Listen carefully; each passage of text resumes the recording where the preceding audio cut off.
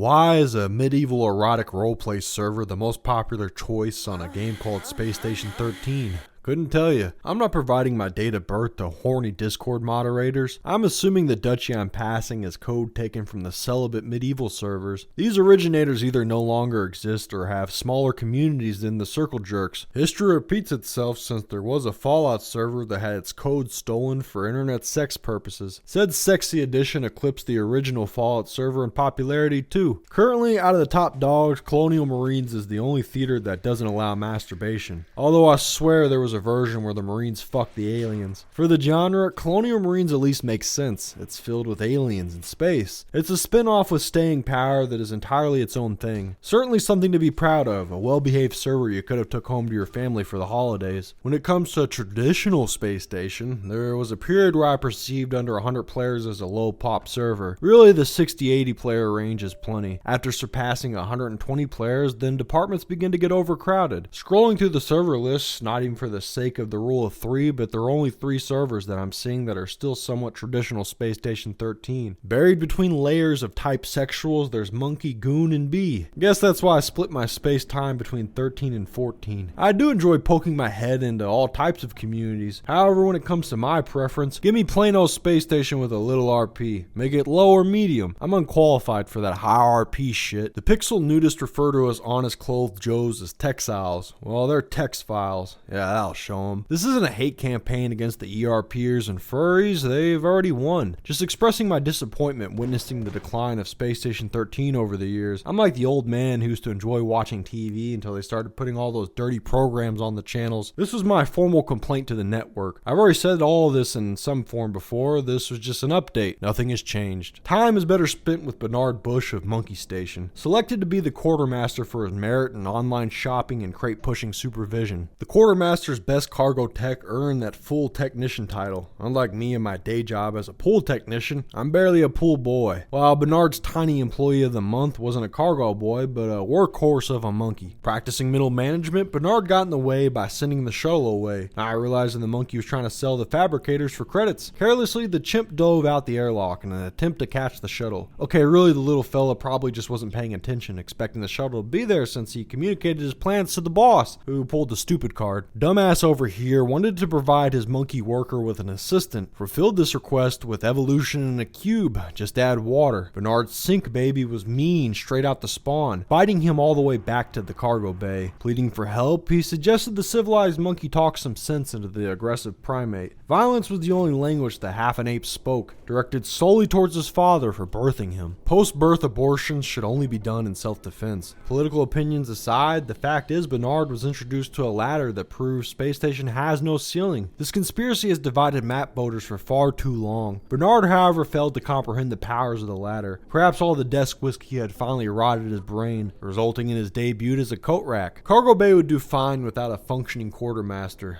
The monkey was handling everything, including keeping a clean workspace. This gave Bernard the peace of mind to accept a part-time job offer as a mid-round changeling. Objectives can now be rewritten into whatever one desires. Some may argue participation trophy generation. I say cool because I was never good at doing my objectives anyways. Kept it simple and vague. Bernard had to just be a real neat guy. To do so, he took a trip into maintenance to test out a sledgehammer. The old breaking shit in an alleyway. When he swung the hammer at a grill, he thought it had bounced back to whack him in the face. What had actually attacked him was something lurking in the shadows. The perpetrator was never seen. For all Bernard knows, he may have been the first person to literally get killed by the dark. These things tend to happen to shady union bosses. Thankfully, Mr. Bush's vice president was there to bail him out. Revived, he sought revenge on the darkness. This Russian mobster was going to have to be the patsy. The mob guy didn't put up much of a fight, for he was an NPC. Regardless, his DNA was still good for a slutty changeling. Continuing his maintenance hunt, Bernard witnessed a suspicious gentleman dragging around an unconscious person. Questions were asked under the belief that this may be a fellow changeling. The man's excuse of looking for a bed sounded like he was on the wrong server. This illuminating conversation attracted a moth security officer. Immediately, Bernard flipped on his acquaintance by outing him as strange. It appeared he was already getting arrested prior to that accusation, but Bernard will gladly take credit for tricking the cop. A plan devised to get a hold of this free AFK DNA. A cheap move? Definitely. Against the rules? Probably. The emergency shuttle was approaching, so who cares? Bernard missed out on this cool library casino to spend his shift in maintenance, getting no kills, no bitches. He's got nothing. Send him packing. Next shift, he became a janitor, confronted with a locked crate. Without hesitation, he pressed 1, 2, 3, 4 on that keypad for his hazing initiation into the bomb squad. The crate took his arm off like OSHA made an example out of him. His compensation would be another mid-round antagonist role. A bloodsucker, similar to a changeling, only switch DNA for blood. Once again, Bernard gave himself an easier objective. The alternation didn't erase his need to feed on those who bleed. Found a donor standing still long enough to be frozen and muted by the vampire stare. Now helpless, the victim was jabbed with a spear. The numbness wore off, freeing the bleeder to mumble and crawl around. This freaked Bernard out, causing a fatal stabbing like getting high with the wrong people. Forgotten was the detail requiring the person to be alive in order to feed. Suddenly, the corpse crystallized. Bernard knew this was a show of serious power, so he apologized. On his way out, he declared this never happened. Feeling that didn't seal the deal, he was compelled to turn back around, returning to see his murder victim revived into beautiful ignorance. Further attempts to turn crew members into blood-filled vegetables resulted in awkward failure. His next attack was advertised as a predatorial lunge. Discouragingly, what had been sold was merely a spinning disarm move. The scientist's test subject didn't approve. Running out of experiments, Bernard chose to go tribal on this nerd. Tipped the spear into them a couple of times before a slime got caught on the end of it, opening a passage to Bernard's body. Upon removing the jello from his shirt, this neat guy was ready to leave. Of course, the pink-haired Karen wanted Bernard to face the consequences for his actions. That justice will always be avoided when a disposal unit is within walking distance. Security showed up right as Bernard was being launched out the trash chute off the ship. Making his way back towards the station, he ran into the same problem as the last round, getting slain by better antagonist. Last time it was the nightmare in maintenance. Now it's pirates in space. Quality healthcare kept Bernard alive, or was it his rapid vampire recovery? The cop who had him in handcuffs thought it was the latter. Bernard's excuse was that he was in really good shape. Unbelievable. This lie almost got him burnt at the stake. A super fast vampire had to swoop in to save Bernard from the burning. His guardian vamp brought him back to a secret base hidden behind a false wall. Later on, when the lair was being raided, Bernard ran in with his level 3 fist and started knocking heads around. His powers quickly wore off, making his punches dreamlike yet reality-based. He received the baton and bracelets for this performance. The show must go on. That's why vampires have all types of tricks up their sleeves, such as trading their possessions to be transported back to their home coffin. Soon thereafter, he was reunited with his blood-sucking partner and the blue shield agent that wants them dead. Those steel plates over their heads represent their damage resistance ability. Without it, they both would have been shot down right there. When the enemy switched over to incendiary bullets, that essentially won them the war. Bernard was saved yet again by that hero more deserving of narration. The coffin wasn't a great hiding spot since Van Helsing knew that's exactly where Bernard would be laying his head at. Awakened for the purpose of being put to rest, this would be the final sleep now that any semblance of a plan has been exhausted and backup wasn't coming. Being a vampire is far too out of style. Until the trend cycles back around, the bloodsuckers will never reign supreme. Searching for a new lease on life, Bernard wanted to do something different. He had never been an explorer before. A self-explanatory job, yet Bernard felt inclined to bug the admins. He got an automated response which directed him towards the mentors like AI quoting human experts. Guided towards outer space into the uncontrollable float, Bernard drifted away without a jetpack. There happened to be a spare steering wheel in a box within his backpack. Explorers come equipped with all the astronaut essentials, making the raid on the EVA closet unnecessary. On the journey, Bernard discovered an asteroid harboring an abandoned outpost. Plenty of dead bodies were hanging out here. He couldn't find a way in, so he circled around the entire rock for an alternative entrance. When he came back, there was another explorer in the lobby. This intelligent gent pointed out the guard's ID to open the locked door. Inside, Bernard copped a 1911 off the floor. Free guns also meant free zombies. The two explorers moved methodically to avoid spooking the horde down the hall. Opting to take a different direction, Bernard's associate slipped and fell into a zombie. Poor guy was moving cautiously and may have gotten pushed in. In the moment, it appeared he had tripped on the stairs. Bernard didn't realize motor oil was the culprit until it slipped him too. At first glance, it just looked like darker blood. The explorer who pioneered falling into this room then threw a grenade to prevent them from becoming zombie chow. That wraps up Monk.